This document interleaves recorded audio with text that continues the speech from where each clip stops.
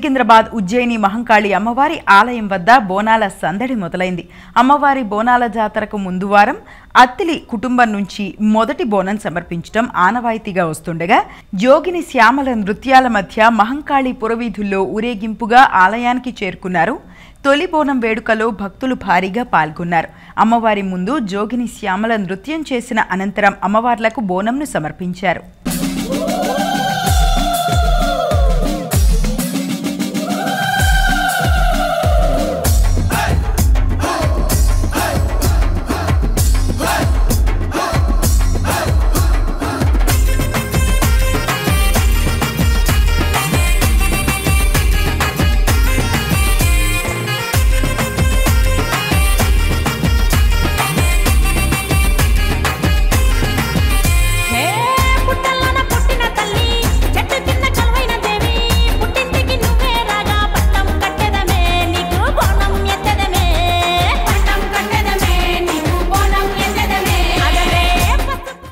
బోనాల పండుగ శుభాకాంక్షలు.